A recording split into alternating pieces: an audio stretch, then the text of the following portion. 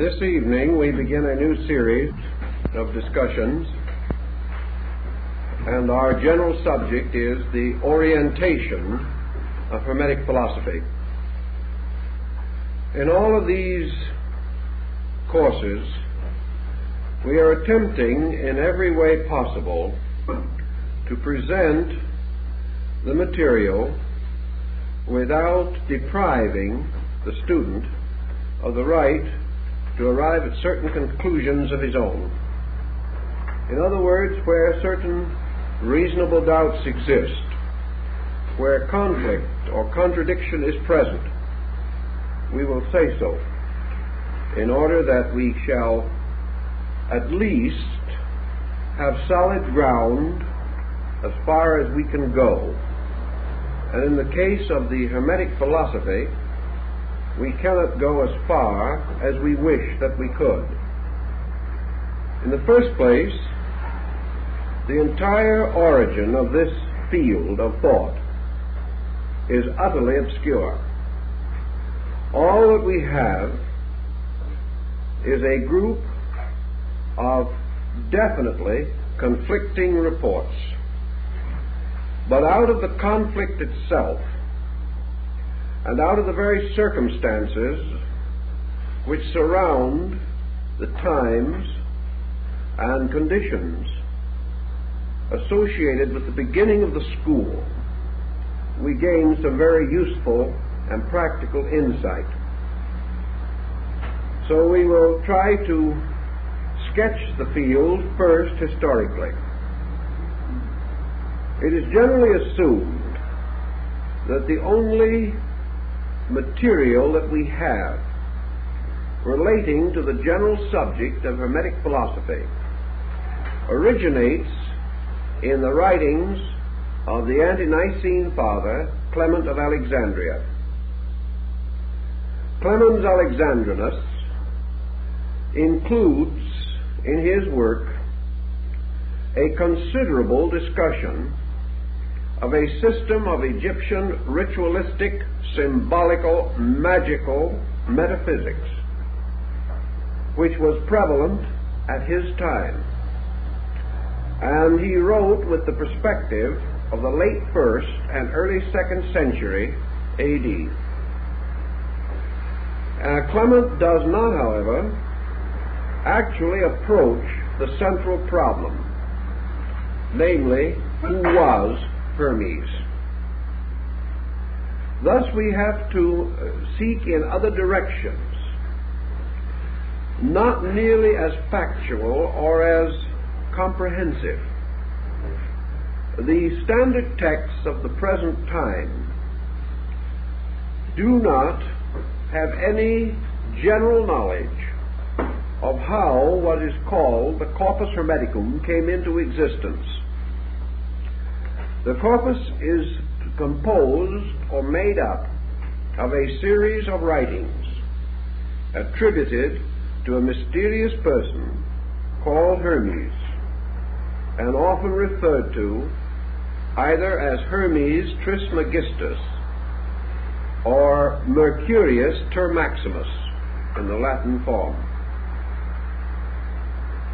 Several efforts have been made to assume that this Hermes was the Egyptian deity Thoth, Thoth,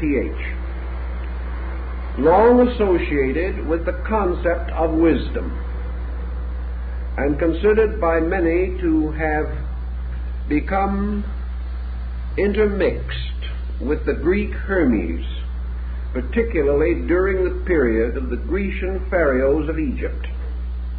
That is, the dynasty of the Ptolemies, the dynasty immediately preceding the beginning of the Christian era.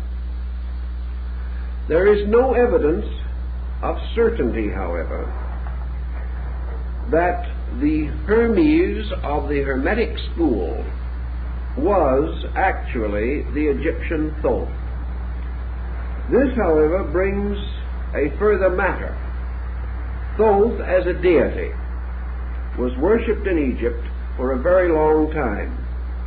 It would be safe to say at least for 3,000 years before the beginning of the Christian era. The question naturally arises then, was this deity a deified human being?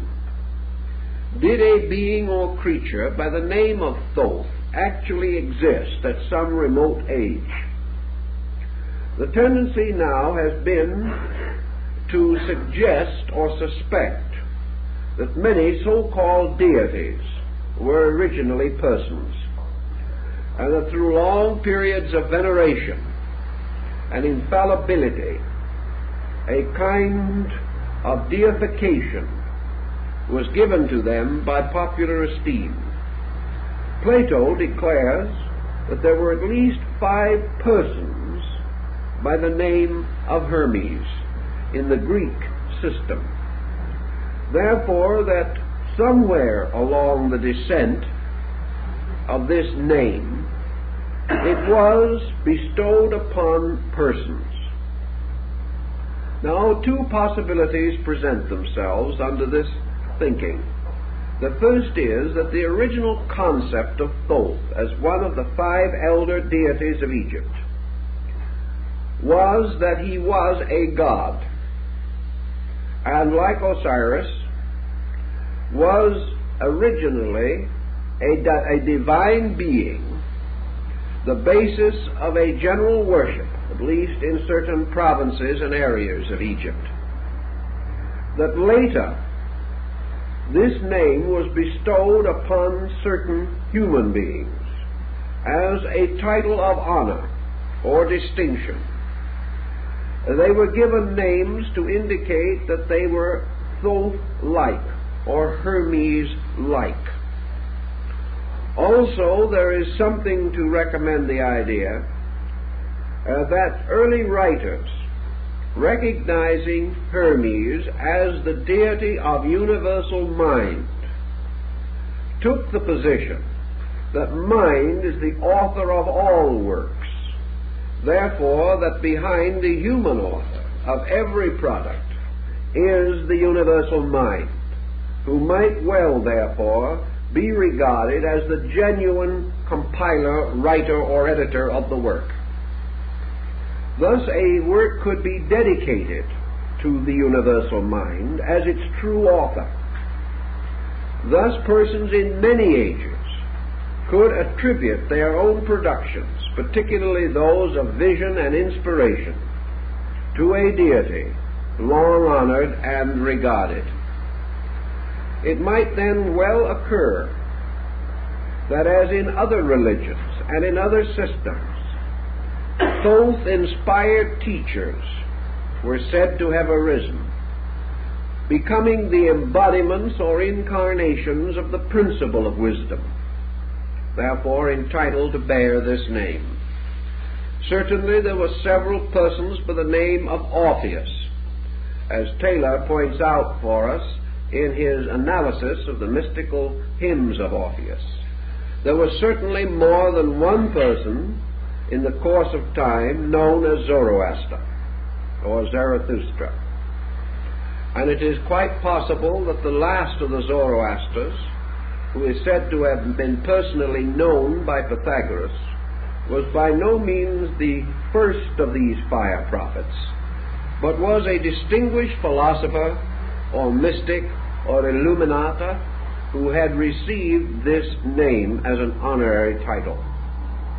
Thus it is quite conceivable that the name of Thoth or Hermes, because of the peculiar sphere of influence over which this deity was said to rule, could well have been associated with human beings, whereas many other deities might not so readily adapt themselves to this process of humanization, or this process of perpetual or periodic re-embodiment.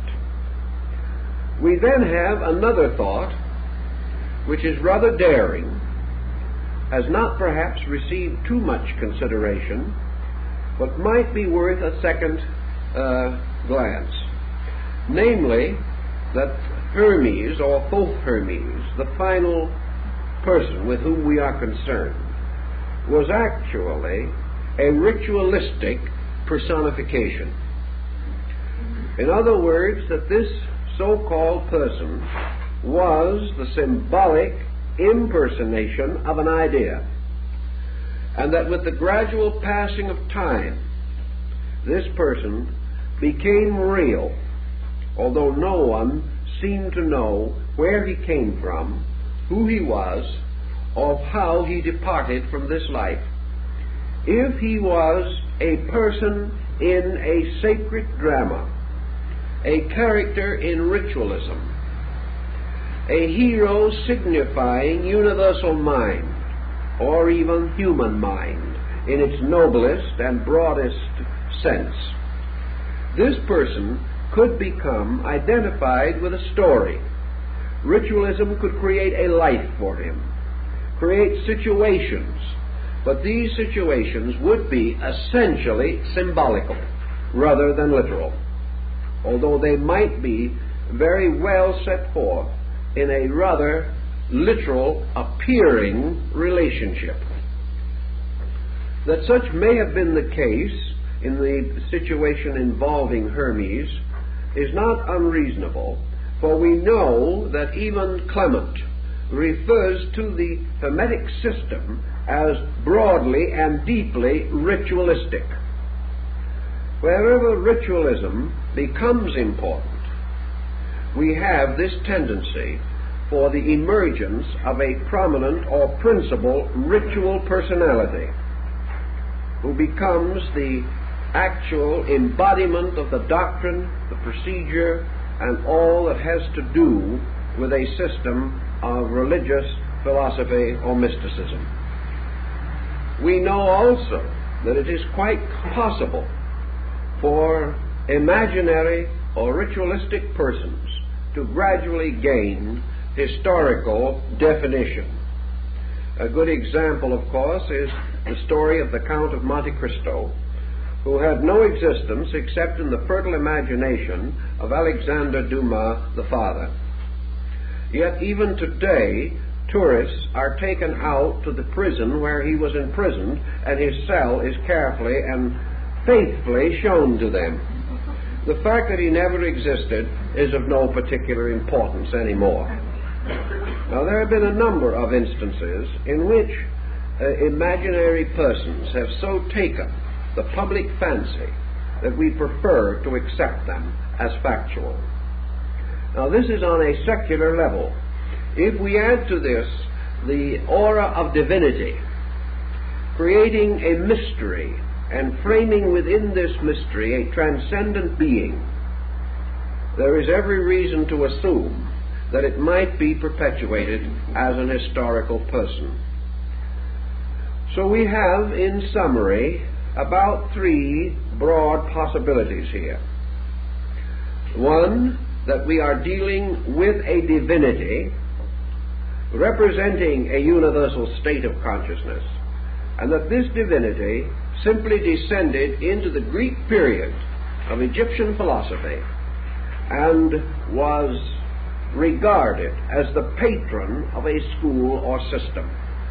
The second is that this divinity was represented by embodiments, and that therefore priestly initiates, teachers, authors, and scribes may have received this name and have therefore been regarded as this person.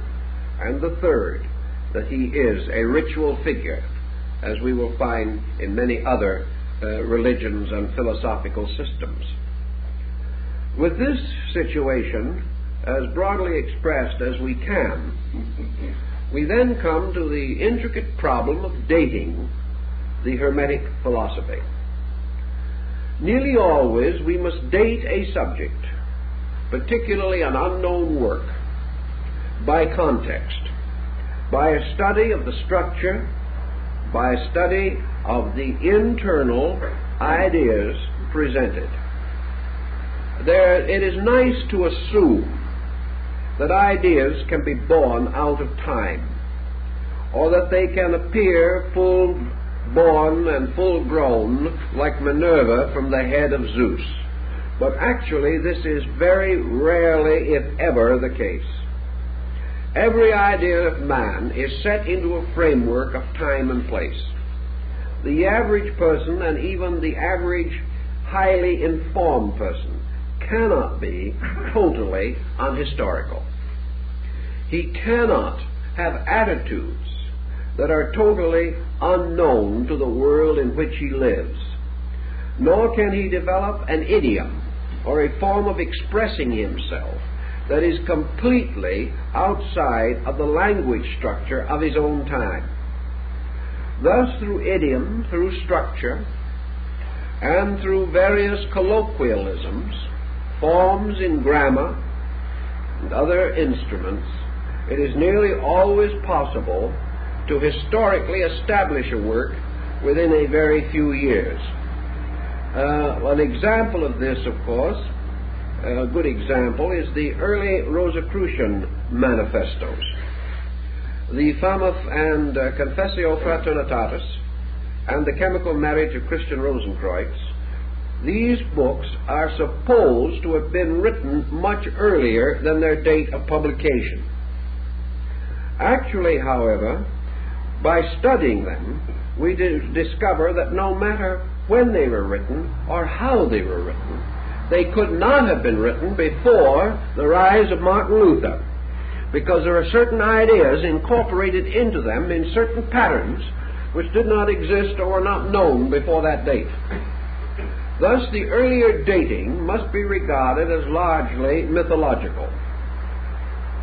Now, in the study of the Hermetic writings, as they are preserved for us, we are in the presence of certain elements or factors that cannot be denied. The first is that they do not represent the philosophy of the ancient Egyptian.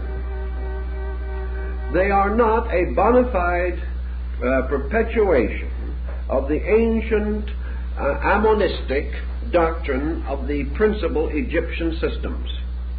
They are not grounded or set in the Osirian cycle or the great restoration of Egyptian religion, nor can we clearly find them oriented into the temporary reforms of Akhenaten. That these teachings are not classical Egyptian, we must finally accept, because our gradually increasing knowledge of Egyptian literature and a number of recent discoveries on the dramatic and ritualistic and mystical writings of the Egyptians, apart from their funereal texts, all these prove conclusively that the Thoth of ancient Egypt is not actually the Thoth Hermes of the Hermetic philosophy.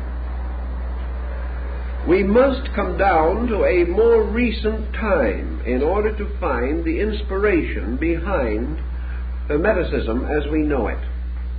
There is every reason to assume from the text and the study that the works could not have been written earlier than the time of the rise of the golden age of Greek philosophy.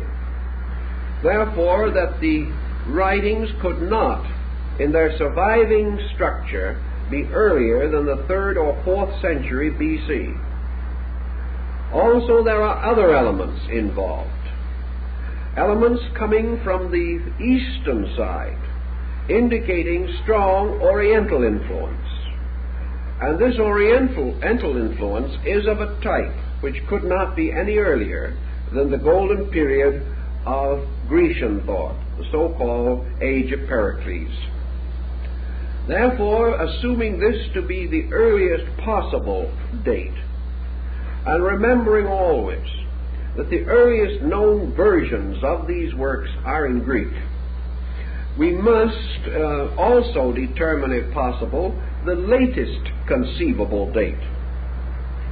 And knowing the quotations from the Hermetic writings made by the Fathers in the 1st and 2nd century, we can say with reasonable certainty that this work, the Corpus Hermeticum, must have been compiled or brought together in a period of approximately 300 years, not earlier than the middle of the 4th century BC or later than the beginning of the Christian era. This general pattern will be subject to perhaps a re-estimation of 40 or 50 years, but I think not more than that. Actually, the Corpus Hermeticum consists of 42 books. At least it is so traditionally stated. Against this is the rather bizarre background in which it is affirmed that the writings of Hermes originally included 10,000 volumes. This, I think, again, must cause us to pause and assume that probably a symbolic meaning is intended. Here we have something to suggest Hermes as universal mind, the writer of all books. Even on this point, however, we must have a cautious attitude, because we know, in listing the books of Plotinus, who came in a little later in North Africa, that the term book was not used then just as we use it today. It was used with a bit of the Soroyan quality, which was not so well known to antiquity, because some of the books of Plotinus do not contain over 1,000 words. They're comparatively short tracts, but they are still called books. Thus, we are not sure how much actual writing might be involved in the so-called mythological library of the size mentioned. The next point is that the number 42, to refer to the so-called authentic works, is a highly significant number.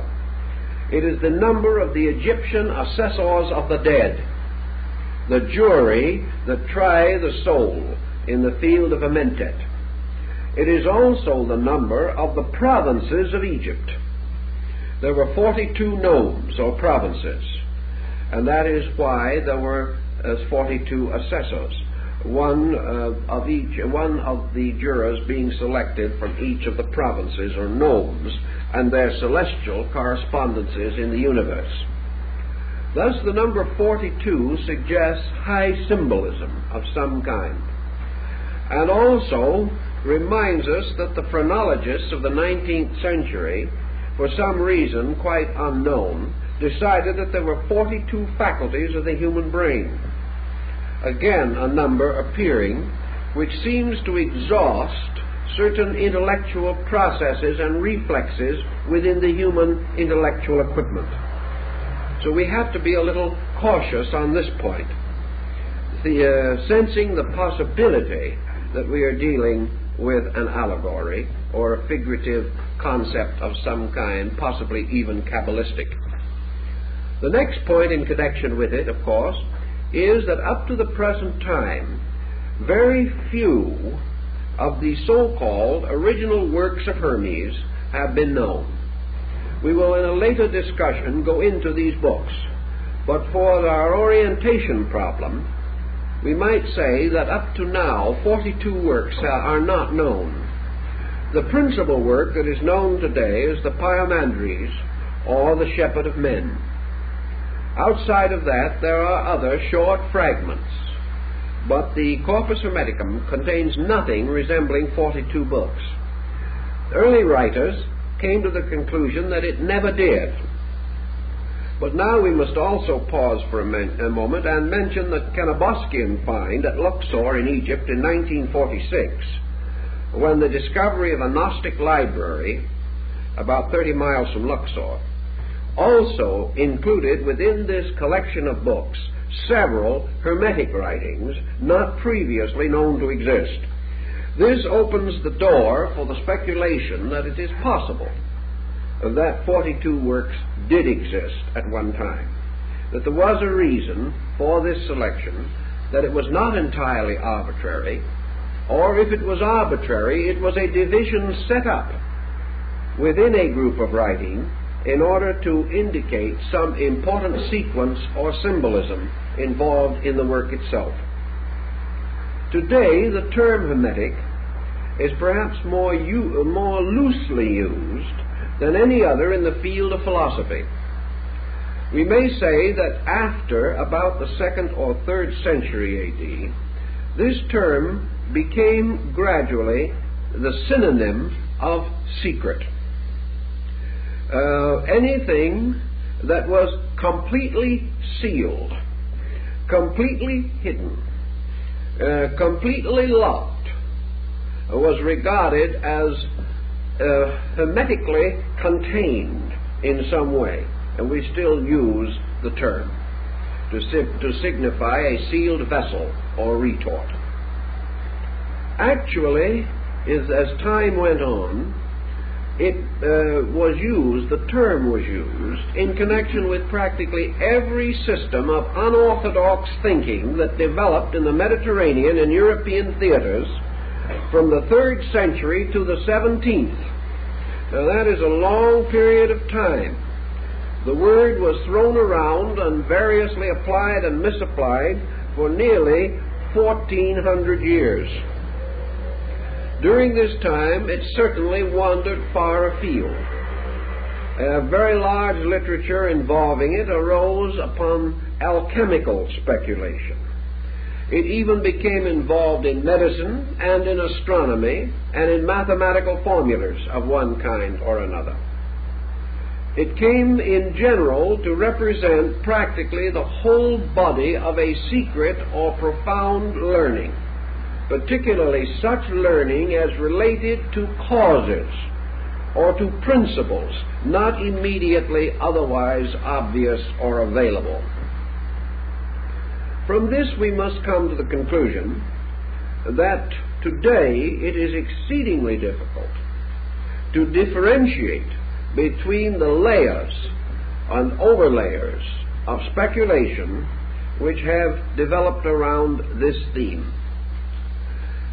If we study the period most involved in the rise of Hermetic philosophy, say the period from the 3rd century BC down through and into the 1st century AD, this period certainly stands out as a period of extraordinary mental activity.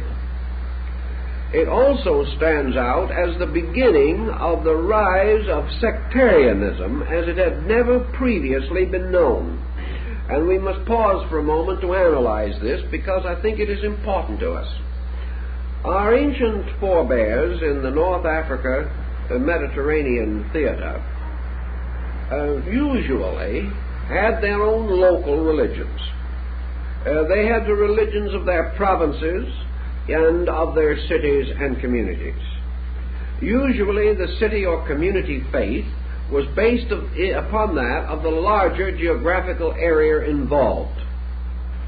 When a nation conquered another nation, it conquered the gods along with mortals and brought its own religion which superseded that of the people that had been conquered.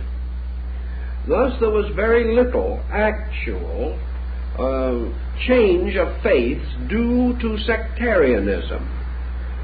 People were not inclined to say, I prefer to worship this way and you can worship that way if it pleases you. You worshipped according to the land in which you lived. And if anything happened and your land changed proprietors, then it was assumed that if your gods were not strong enough to preserve the country that they governed, then it was a good idea to change your gods and join up with the conquerors, and at least be on the right side of the situation.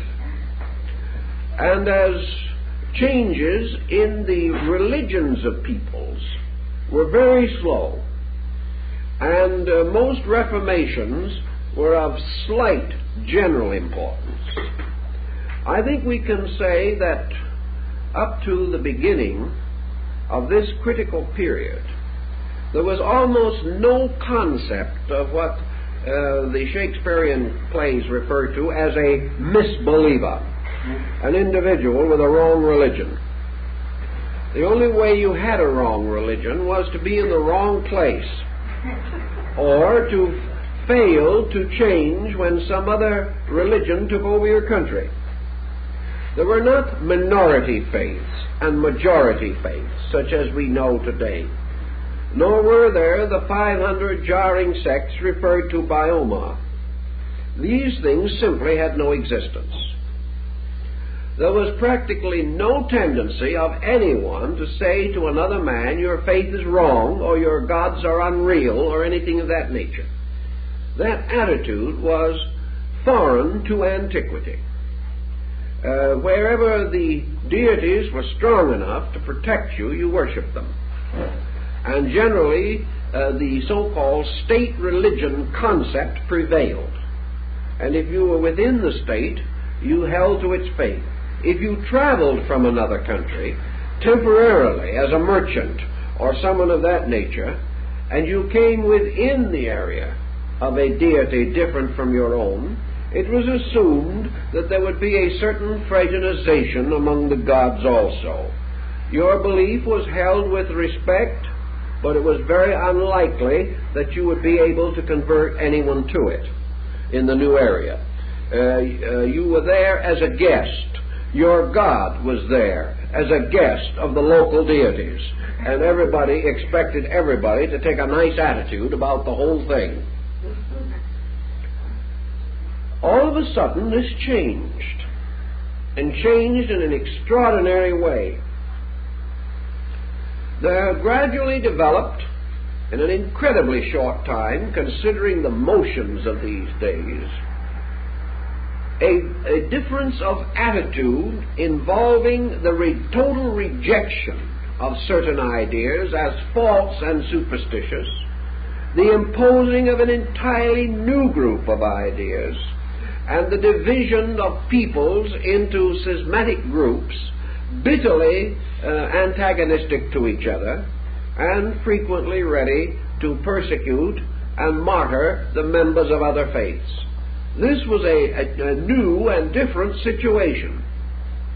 It arose with the changing of certain patterns, and we still are not too sure of what caused these patterns to change. But individuals living quietly within the atmosphere of their local gods did not change without cause. And this cause was not revelational. This cause was historical, social, and political. It had to be, because it had to strike into the lives of many persons of different minds and in different localities, in whose lives and thoughts such ideas had not previously existed to a degree that there is any historical record of them. Something happened, and we must begin to try to find out what did happen. One of the things that probably contributed very strongly to this situation was the rise of the Roman Empire. The Romans were the first great colonizing people of our knowledge. Also, they were the outstanding exponents of a way of life based upon commerce, exchange, and economic procedures.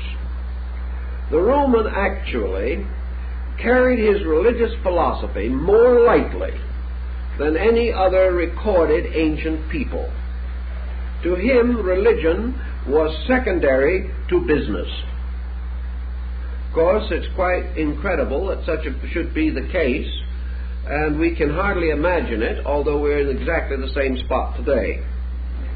The Roman had his religious services, and he had his prayers, but he was perhaps the first man to pray for the inconvenience of his competitors. He very definitely invited the gods to work a hardship on anyone he didn't like. He also was perhaps among the first to pray for profit and for these material concerns which were comparatively secondary in the religious life of ancient peoples. He was also confronted with a situation that perhaps disillusioned him, or on another way of looking at it, opened him to the modern attitude on religion. In the process of colonizing and conquering and extending the boundaries of his domain until the Roman, in his glory, controlled most of the known world.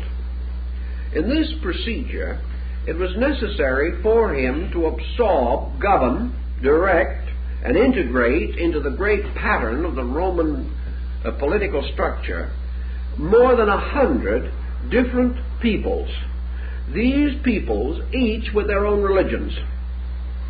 This was the first time that these various religions had been subjected to the domination of a comparatively unreligious people. Here we have an interesting situation, because we can no longer assume that the gods of Rome simply won the battle. The Romans took much more faith in their phalanx and in their trained military power and in their machines of war than they did in divine intercession. The peoples conquered did not find it, therefore, possible to simply worship the gods of Rome. Even the Romans could not tell them how to do so.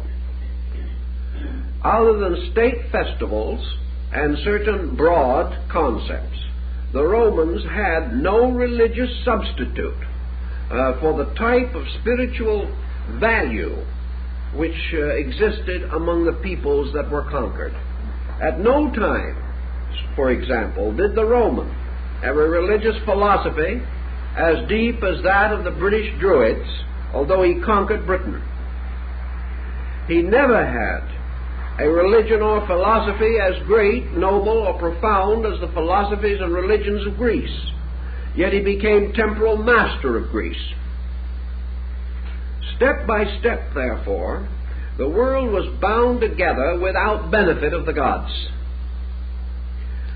Now, the Roman was enough of a businessman to realize something that even we do not fully recognize as we try to gather around some such place of compromise and arbitration as the United Nations Council chamber. The Roman realized that he could not profitably destroy the religions of all the peoples he conquered. He realized that to do so would be to destroy the social structure of the world. He therefore controlled the religion, but did not attempt to destroy it.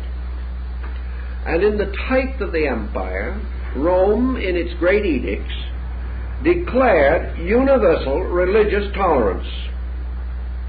And at the time of the great Roman Forum, which was really the common ground of the empire, temples to many deities of many races and of many nations stood side by side with complete immunity from persecution. The Roman did not care what you worshipped, as long as you paid your taxes and kept out of treasonable activity. He did not care what your religion was, as long as you did not attempt to discredit the economic, political, military, or social power of the Roman state.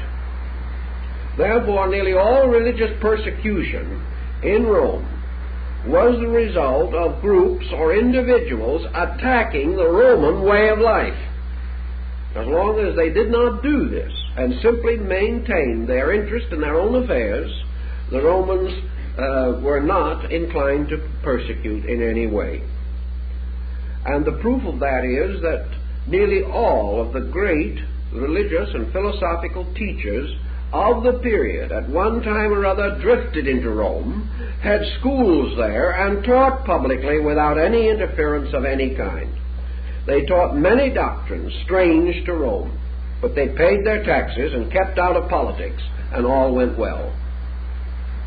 This, however, presented for the first time a situation that had never existed in our general thinking.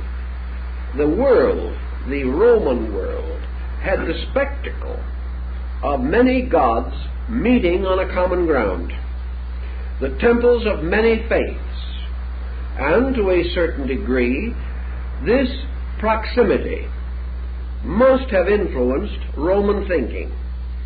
It must have caused the Roman, and later the members of other peoples that came to Rome for one reason or another, to do for the first time what you might call religious shopping. They began to look around instead of simply worshiping the conventional deities of Rome, they learned that a certain teacher was particularly outstanding, so they went to him. We know that because of their attitude, the Roman intellectual would go to the great teacher of rhetoric regardless of his gods. That made no difference.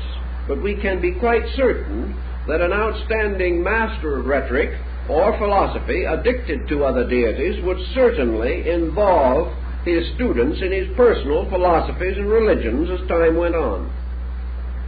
So we have the possibility, which did not previously exist, of the average person weighing gods against each other, trying to observe the relative values of things, and coming to the conclusion that this was deeper than that, or that was more shallow than this, and the possibility arose of the individual saying, I believe this philosophy or this theology is better than that. Previously, such comparison was comparatively impossible.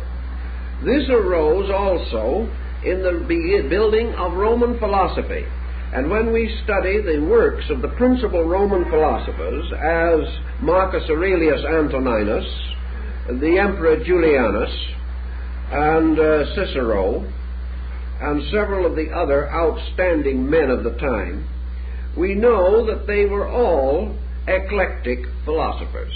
That is, they showed definitely that each one of them had trotted from one temple to another and had gained something every time he stopped. And out of this religious circumambulation of the forum, he had come to a new kind of philosophy, with a bit of Egyptian, a bit of Greek, a bit of Persian, and perhaps a few vestiges of old Roman lore, and a kindly thought for the Druids, or the Mithraic teachings, which became the principal religion of the Roman legions. During their period of the conquest of Britain, for example, the Roman soldiers were not even worshipping the Roman gods. They were worshipping the Persian Mithraic deities. The image of Mithras slaying the ox was the principal symbol, and the Roman soldiers left it in England by a little stream, and because of this statue it was later called Oxford, and there the great University of Oxford was built, being built upon a monument, or in relation to a monument of a Persian god placed there by Orthodox Roman legionnaires. Now you begin to see that we're in what might be termed a polyglot situation. Rome made possible, in fact made inevitable, that discriminating persons who previously probably had never visited far from their own lands were now able, within Rome itself, or in Alexandria under Roman control, or in Athens under Roman control, or in Antioch under Roman control, or Ephesus, all of these great polyglot centers being then Romanized politically, that they could go to these centers, or living in them could enjoy extraordinary educational and cultural opportunities. That in any one of these cities a dozen great teachers might be flourishing together, not as in Greece, divided by their arts and sciences primarily, but now divided in the total religion, philosophy, and idealism which dominated their systems. There is no doubt that without such a situation, Gnosticism, a polyglot belief, could not have come into existence. Neoplatonism could not have arisen to the condition of general recognition which it enjoyed. There would have been very little possibility of the ascent of Manichaeanism, which was another one of these polyglot beliefs, nor would we probably have had Hermetic philosophy. They all seem to be more or less involved in this pattern. We also find rising in areas under general broad Roman influence, such as Judea, the rise of the Essenian cult, later the Kabbalists, and in North Africa the Jewish sect of the Therapeutae.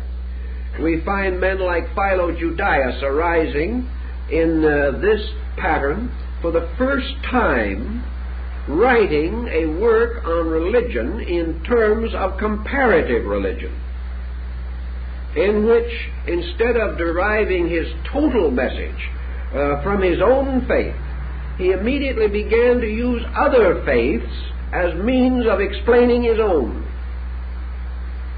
This situation may be said to have broadly existed just at the critical period that most interests us.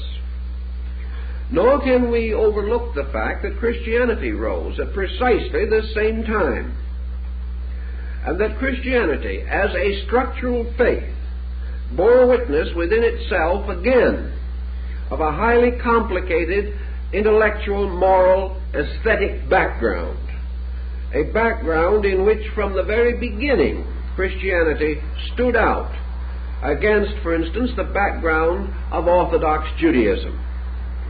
Here we have a faith emerging by a strenuous reform.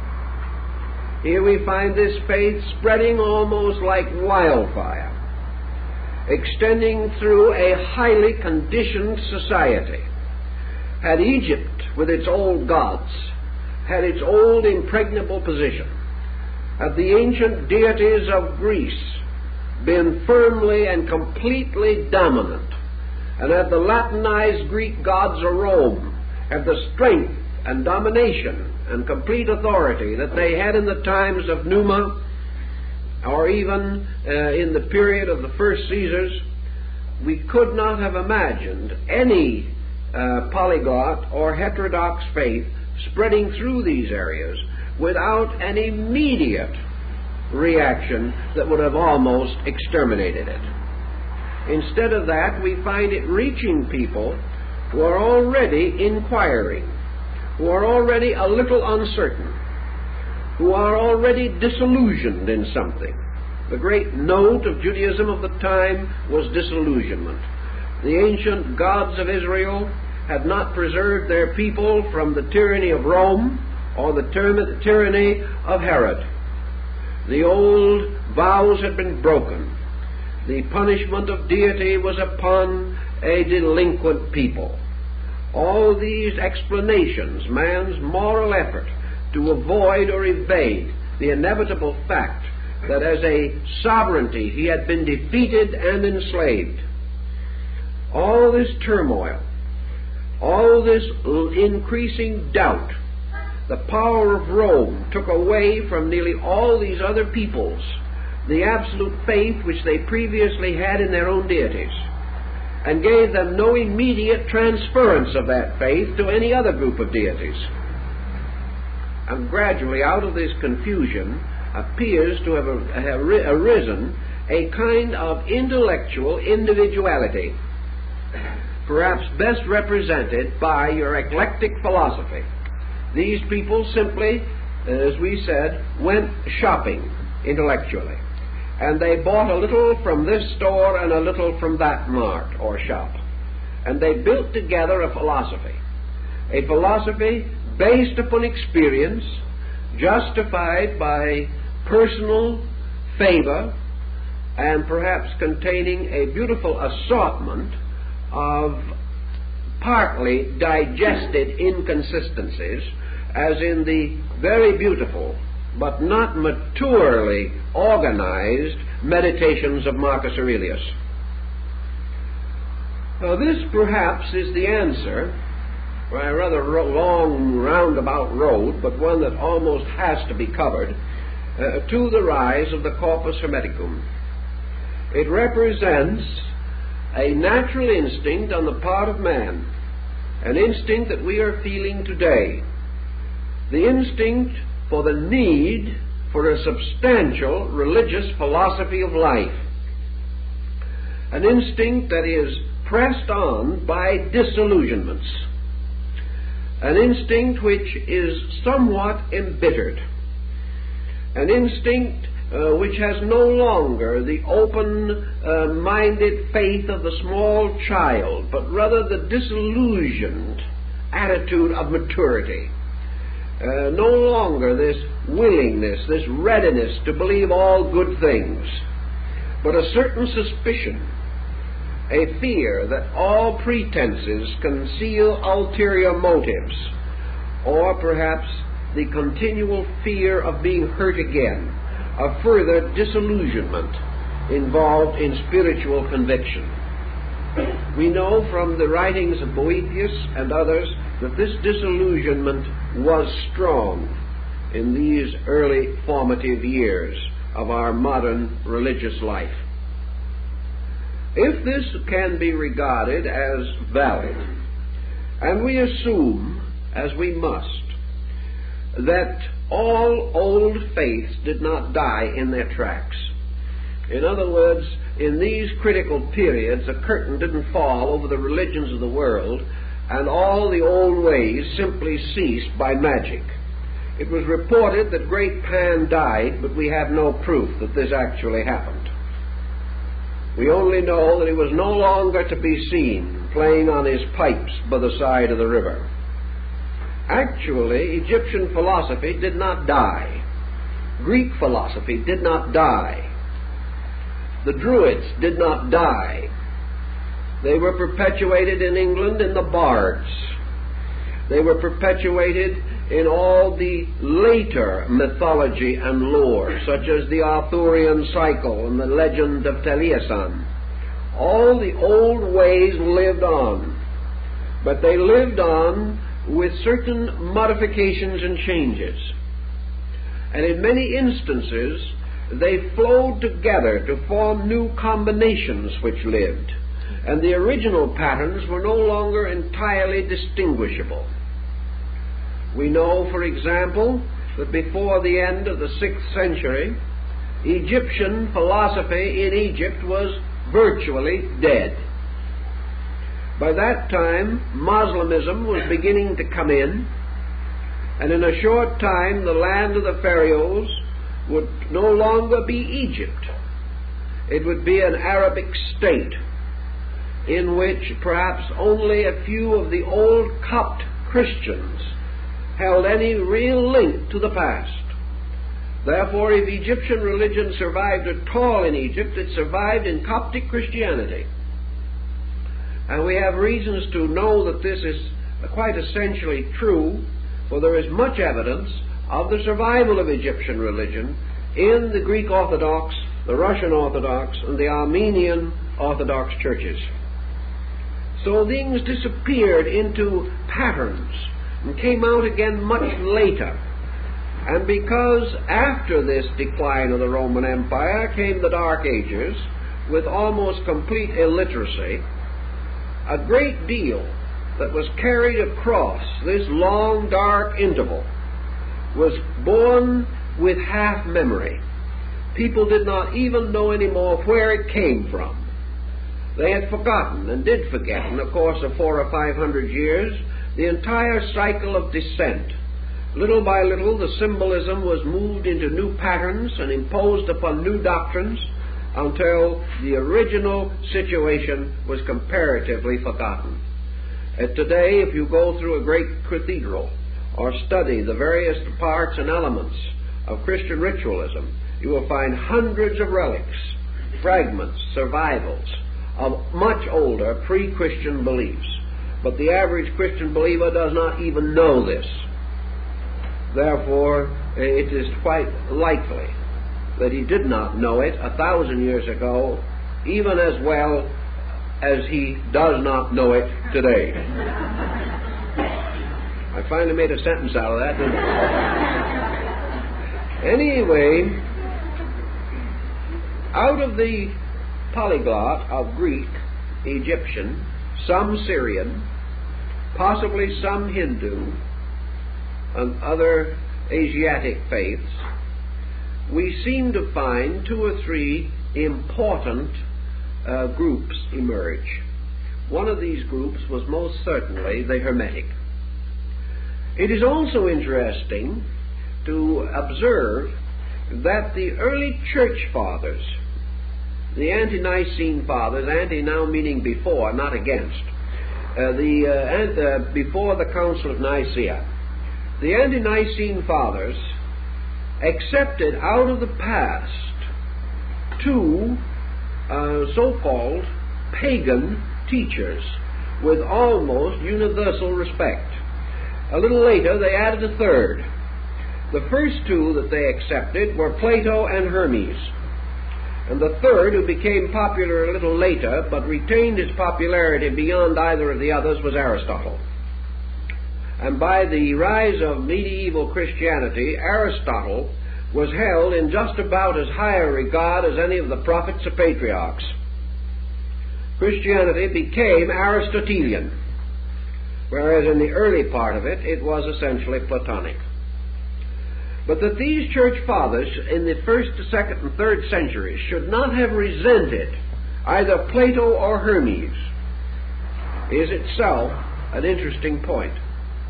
It means that they recognized in these systems certain truths or certain realities which could not be denied, or which were so stated that they could be Christianized to the benefit of the new faith. What then was the the basic point upon which so much of this depended? And apparently, this basic point in both cases was the definition of deity. The Gnostics had an entirely different definition of deity, so they were almost completely rejected.